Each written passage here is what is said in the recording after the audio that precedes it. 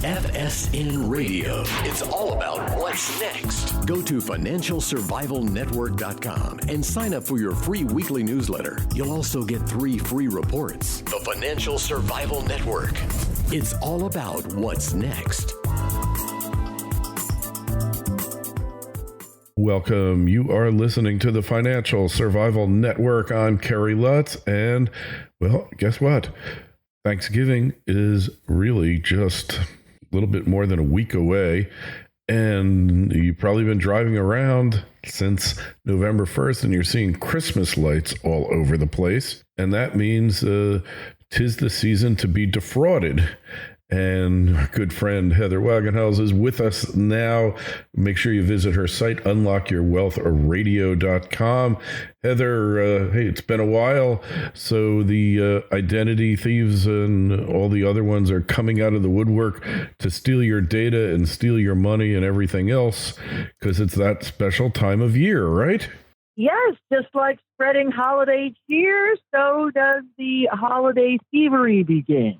So these are the times that we need to be more vigilant than usual. One of the biggest things now, because everybody, as technology continues to evolve and payment processing continues to evolve, one of the biggest things that we can do to protect ourselves is be aware of our digital signature when we're moving around places. And I'm talking about electronic wallets that are in our watches, our smartwatches, our smartphones. We get to use Apple Pay or Google Wallet or the infinite number of other payment processing solutions that are out there. And all we have to do with the touch of a button or the flick of our wrist, all of a sudden we're paying for things. So now we don't have to take time writing checks. We don't have to dig for our cards. It's already loaded, ready to go. And not only do merchants know this, but the nefarious data thieves are also hypervigilant. And with this simple type of technology called NFC, which is the acronym for Near Field Communication, this is what broadcasts the signal from your device to the transceiver. So what you have to do is, you come to the contact point and you place your device or your watch over the contact device, and voila, through the miracles of modern technology, your data and your account information is now transferred. Well, all you have to do is be in close proximity to someone. So standing in the grocery line or perhaps walking down the street, somebody bumps into you with their transceiver, and guess what? Now they have captured your credit card information and your data, and one of two things will happen. They'll either use it immediately or they'll sell it to someone else. And that is where we get defrauded quickly and simply and painlessly. Now, continuing with technology, even if we're doing it the old-fashioned way where we pull out a credit card or our checkbook to stand there and write it, that guy that's goofing around behind you that looks like he's taking selfies in the grocery store line is probably photographing your account number right off of your card. Would you do that? You have your ID out as well. Now they've got your information. That's remarkable. I can't believe that people are just standing around, waiting to steal your info. In Florida, there is one called fuel theft because they skim the numbers off the machines and then they load them onto gift cards. And then they go up there and they have an expanded bladder in like an SUV or a van, and they load up with a few hundred gallons of gasoline, and then they go reselling it at a discount. Seems like a lot of trouble, but evidently they can make an average fuel thief can make $1,500 a day doing this, and there's organized gangs. They're making $100,000 a month, many of them doing these scams. It's amazing. That's incredible to think that stuff like that goes on, but it's the way of the world these days. And, right now, because you and I are such liberty lovers, I want to blame the government and the heavy taxation because the businesses make less than the taxes do, than the governments that are levying all of these taxes. And it's really you're punishing the American people, and it's just insane that we've come up with other ways to save money like this, and we're committing crimes to do that. It's just ridiculous. But, these are things that we have to be aware of when we're shopping. Online shopping, always make sure that there's a little S in the HTTPS in your URL window in your browser. And whatever you do, there's a difference between data at rest and data in motion. And once you hit send or purchase or whatever the button says, after you've typed in your information, you've usually got a pretty secure connection, and it encrypts your data and moves it from one point, your computer, to the receiving point, which is the merchant. But the thing that you have to be aware of is, let's say you type in your data, but you don't quite type it in all the way. Maybe you haven't made all your selections, but you typed in your account information. But then, little Johnny beats his sister, and now you got to run down the hallway and quell that mess. And if you have any spyware on your computer or virus that's capturing your data, key logging software, guess what? All that data that's sitting in your browser incomplete is now being stolen. So when you want to shop online, I like to do that. I think it's great, and it's mostly safe as long as you're aware of what you're doing. So make your transactions quick and get them done and over with, and don't let that data sit on your computer just in case you've accidentally downloaded a virus that you haven't noticed yet. And, in a lot of these cases, especially with the gas theft I was talking about, the merchant is the one that gets hit picking up the tab because they're supposed to have the chip and PIN system there, just the chip in the U.S., and right. They don't have it. That's the big thing that's been defrauding, business people is, they pay expensive dollars to get these card readers, and then all of a sudden this new system, to push the obligation from the credit card merchant back onto the actual business person by requiring them to have this. Now they've got to upgrade all their equipment. And for small business people, that's a huge financial undertaking. And for them to be able to bite that bullet, it's like, okay, where is the critical mass of, I can't eat any more of these fraudulent transactions. I guess I'm going to have to upgrade to this new equipment. I mean, it's a crazy place to be in. Oh, God, yeah. And you see it all over the place. What else are they out there doing, these data thieves? FSN Radio. It's all about what's next. Otis Gold Corp is a gold development and exploration company with quality projects in the pro-mining state of Idaho. Otis's flagship Kilgore project has a resource of 961,000 gold ounces, and its recently published preliminary economic assessment demonstrated an impressive post-tax IRR of 53% at $1,500 gold. In addition to the significant expansion potential at Kilgore, Otis is exploring its highly prospective Oakley project. This Carlin-type gold deposit already has an inferred resource, and previous near-surface drilling intersected 123 meters of 0.69 grams per ton gold. Otis Gold Corp trades in New York under the ticker OGLDF and in Toronto under the ticker OOO. That's triple O. To learn more, go to otisgold.com. That's otisgold.com. The Financial Survival Network. It's all about what's next.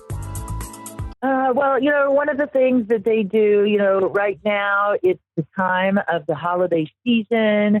We have this sense of magnanimity that we want to be giving and helping out our fellow man who may be downtrodden, and that's great. Benevolence is an amazing trait. And if you would like to choose voluntarily, unlike being taxed, to spread your good fortune, there's a lot of people that will take it nefariously. So we have to be careful when we go to donate or support charitable organizations right now, because there are so many sound-alike charities that, again, they call you, they email you, and they send you information, and you want to be helpful. And so you offer up your credit card information, and voila, now you're a victim of credit card fraud. And so we have to be very, very careful. If you do want to give charitably, which I say if you have that capacity and willingness, by all means do it. Take and do your homework first. Make sure that you know the organization, and by defining your charitable giving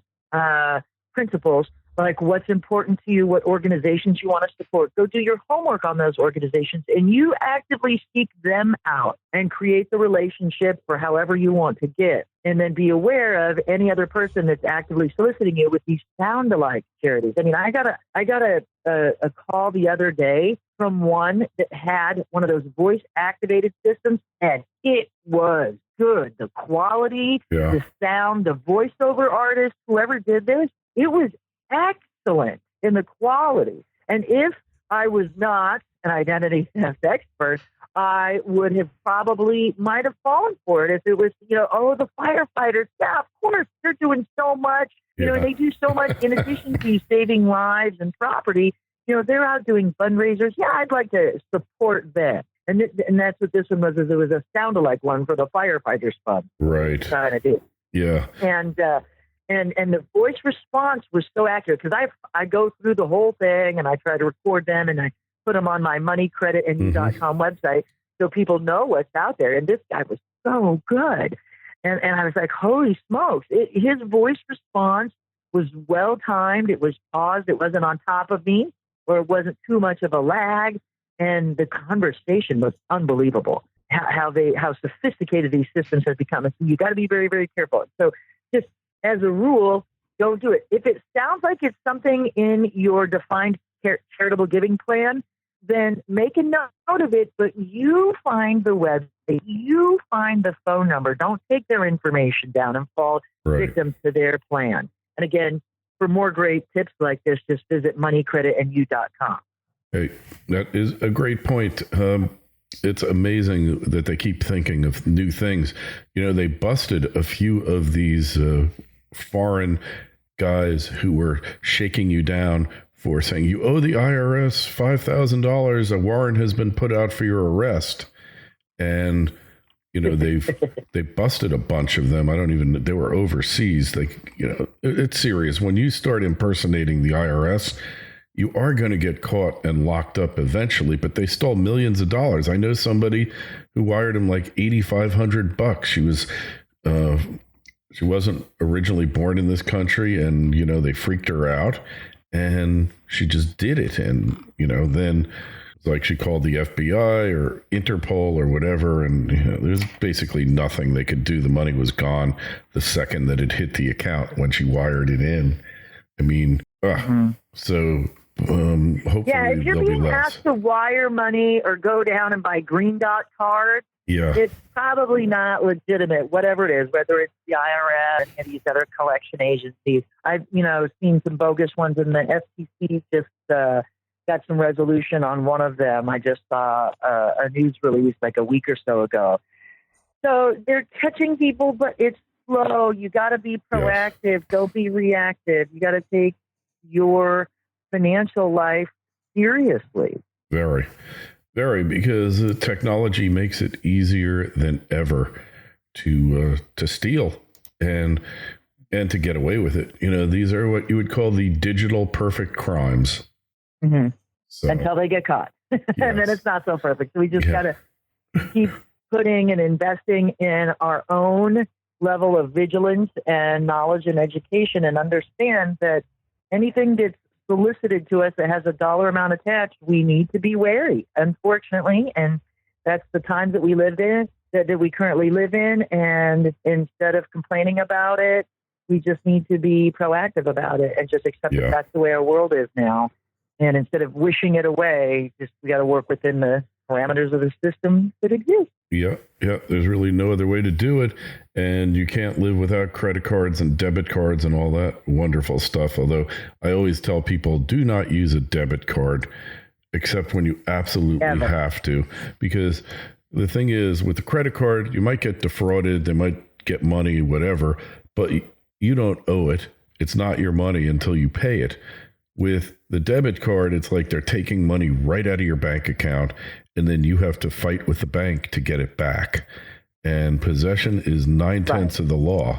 And so I always tell people, do not use them unless they're prepaid debit cards with fixed amounts of funds on them. That's a different story. Right. But you're right. As a general rule, I just shred them when they come in the mail. When they send me my debit card, I just go and shred it, because I know I'm never going to use it. If I need cash, then it's going to be something pre-planned, because there are no accidents with identity theft, just mistakes. Yeah.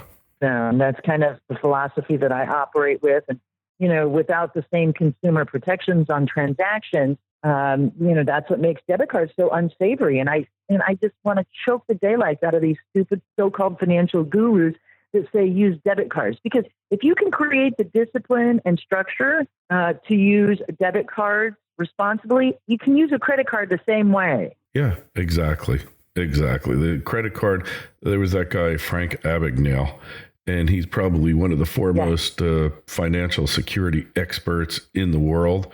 He's got patents, a lot of the things that they use now to stop identity theft, credit card theft, he developed. And he said the safest form of payment in the world is the credit card. And that's what you should always do. Always use it. But you still have to be careful, because I tell you what, I lost mine a week and a half ago. I didn't need it right away, so I just told Citibank to send it regular mail. And almost 2 weeks later, I get the new card. I had another credit card, but, it's a real pain. Got to hold on to them. It's so easy to lose them, especially this time of year. I went to a place, I was at a restaurant, and I said, I left my credit card here. I know I left it. And they opened up the drawer. There was a dozen credit cards that were left by other customers within the past several days. I couldn't believe it, Heather. That's just one area of carelessness that it's so easy to remedy. You just need a routine that you always put that credit card back in your wallet.